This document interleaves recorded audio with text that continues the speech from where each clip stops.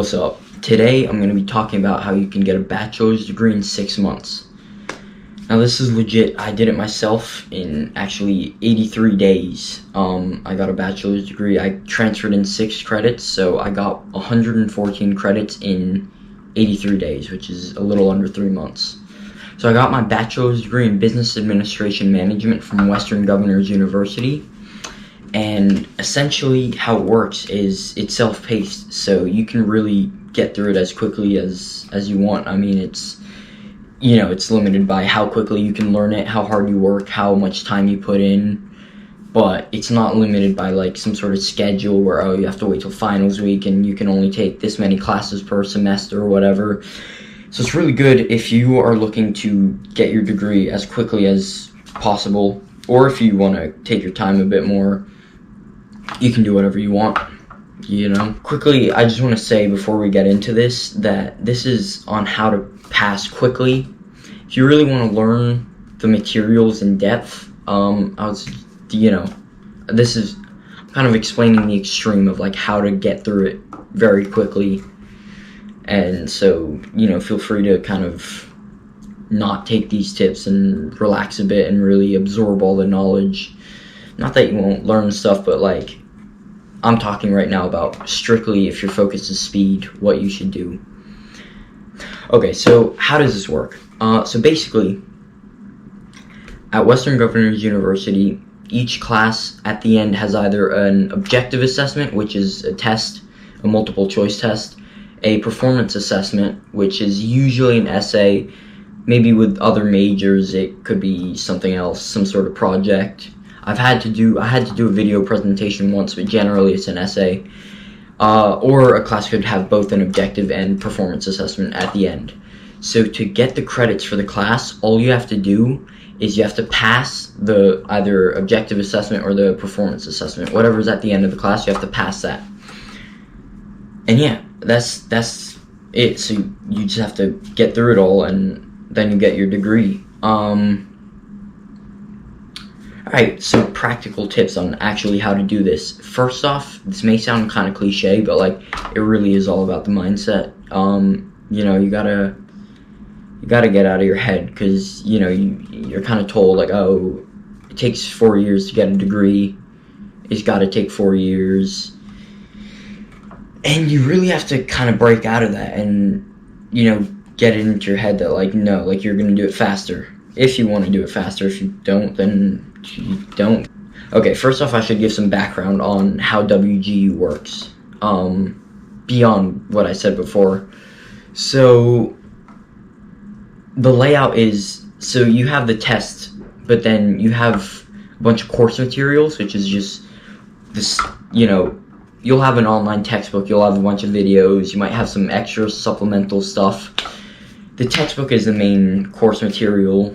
However, you can sometimes use the videos that they might have to learn the stuff quicker. But basically, so how to pass an objective assessment quickly.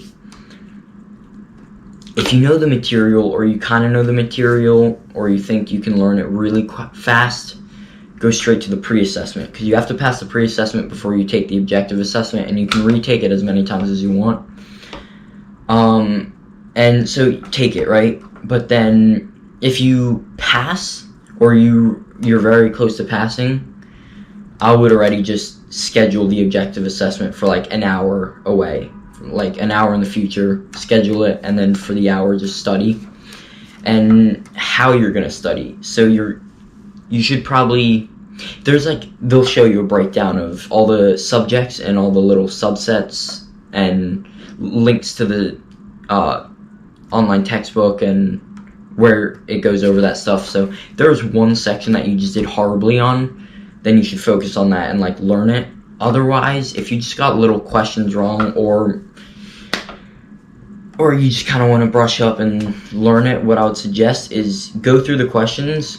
On any question that you either got wrong or you guessed and you didn't actually know what you were doing, don't just learn the answer, because they probably won't have the exact same question on the test. What you want to do is you want to learn all the subsets, like you want to learn all the vocabulary, You want to learn what everything is. So I can't use a real example from WGU because basically what's on the website is their product that they're selling, so I can't just put that on the internet for obvious reasons.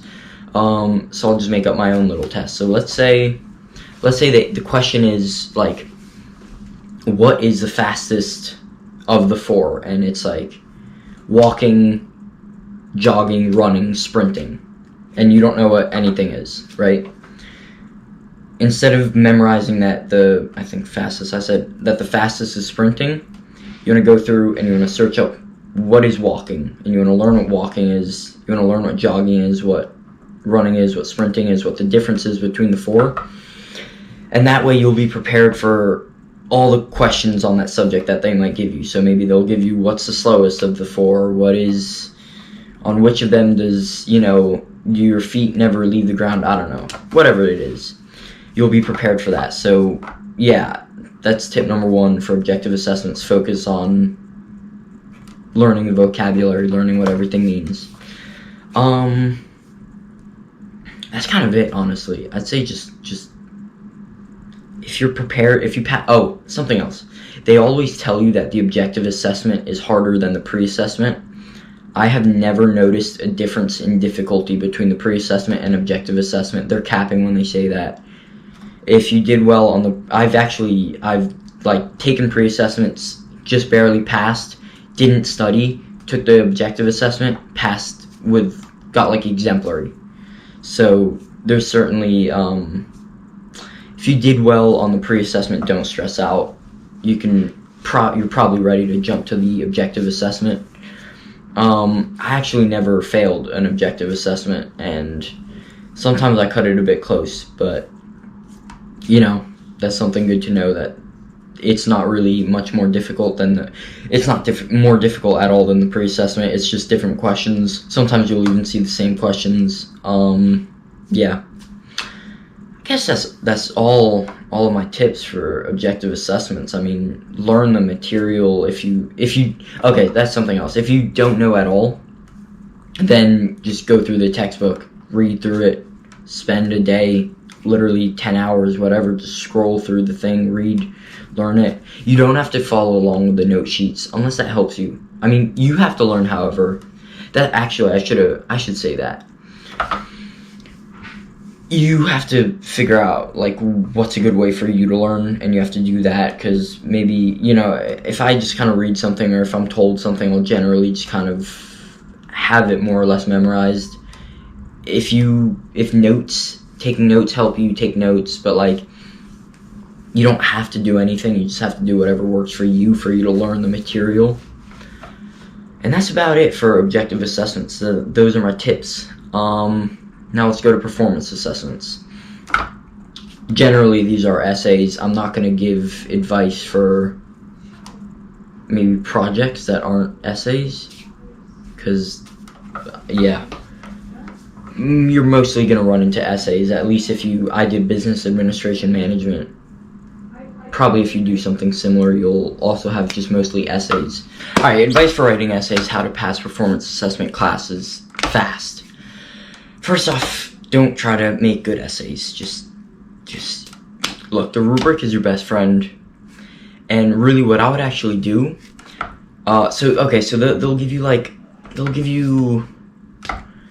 it's been a couple months, so I mostly remember, but I think they give you maybe a scenario, which is the background of maybe what you're writing about, and then they'll actually tell you basically what questions they want you to answer, more or less. And then at the bottom they'll have a rubric, and they'll be okay, so it'll be not good enough, and maybe approaching competence, and then competent.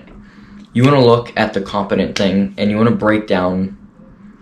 I can't share the rubrics. I don't even have them anymore because I already graduated. I don't have access to that anymore. But they'll have rubric points. What you actually want to do, or what I did, you want to break down the rubric points even further. So maybe they'll be this is once again a made up example. it would be like, maybe up top a question will be like, oh, explain, going back to the old example, explain what walking, running, jogging, and sprinting is, whatever. So in the rubric, it'll be like, oh, explains running, jogging, sprinting.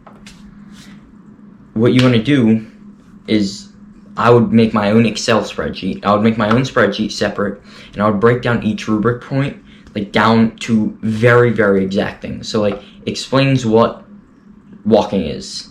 Explanation is in depth.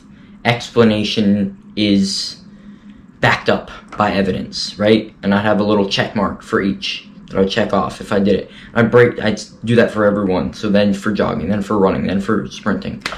And then you can go next to that rubric point, just answer the question, explain, right? You just do that for every single point on the rubric. So from that, you make a bunch of questions for yourself, right? So you have all the, don't look at the original rubric, look at the new rubric that you made that's super expanded, super detailed. Make a bunch of questions based on that. Answer all the questions. Now, the next tip is speed. Speed, answer the questions quick. You don't know what, if it gets returned to you, if it doesn't pass on the first try, realistically, you're not going to be able to predict why that was. So try to pass on the first try, but if you don't, it's fine, right? Really just, you get through it in a sitting. There's no reason whatsoever to drag it out over a couple weeks. None whatsoever. Sit down, look at the first question you made, answer it, boom. Second, answer it, boom. Work through the whole list.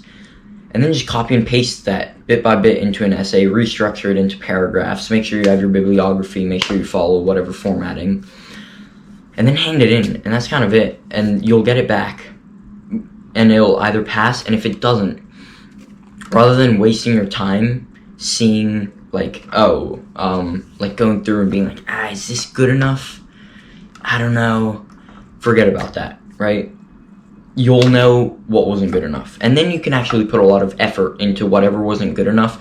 You'll probably have like one rubric point that was like approaching competence, or there's something where like you didn't understand the question exactly. And you wouldn't have known that beforehand had you spent a lot of time making sure your answer was perfect. So now you know that, like, you misunderstood the question, and you can put a lot of focus in, and you can pass the second time with ease. And all the ones that you were iffy about, they pass, so you don't even have to worry about them. So that's how you pass them quick. Some other tips for performance assessments. First off, speed. Wait. Oh, no. First off, well, I already said speed. Yeah. So I guess second off is, don't try to write anything good. You can, obviously, once again. You can do that on your own time, but from the speed aspect, don't. A couple pitfalls. Okay, they're gonna have a suggested word count. They'll have a suggested word count for you there. This is very important. What you want to do with the suggested word count, take a look at that, copy it down onto a piece of paper, write it down, stick it up on your wall where you can see it, and then tear it down and throw it in the trash. Okay, never follow the word count. Follow it it's based on if you hit the rubric points. Don't let the word count throw you off. They can say that it is a 20-page suggested word count, 20 pages. I said word count. I meant page count. Forget I said page count. It could be 20 pages. If in 2 paragraphs you manage to actually answer all the questions, hit everything they're looking for in the rubric, it's going to pass. It doesn't matter how long the pages are. One final pitfall, they'll have a couple essays where it's extremely simple, and it's like one rubric point, and it's like the entire assignment will be like, write about a time when you felt sad, and that's the whole thing, and there's like one rubric point. Writes about the time he was sad. I ran into these, and I overthought it. We'll go with overthought it. So I would run into these, and I would be overthinking, and I'd be like, I gotta make it good. There's only one question, so it really counts. No, those are extremely easy. those just bang out in like literally like 10 minutes. Because I've been thrown off by those before. You don't want to get thrown off by them. That's about it. That is how you pass a performance assessment with speed, and how you pass an objective assessment with speed, and what college you can do that at. This is not sponsored by them, obviously. This is just, I went there and I had a great experience because I finished college in 3 months, and that was very good. Very happy that I did that. Best of luck. Finish college in 6 months. 3 months, 2 months, finish in a month. Whatever. I saw a kid did it in 2 months. His video is gone now. He made it private, and then he blew up. Now he has like 200,000 subscribers, which is pretty cool. Alright, so that's the video. That is everything you need to know to speedrun WGU, to get a fully accredited, fully legit bachelor's degree in 6 months or less. Best of luck. Thanks for watching.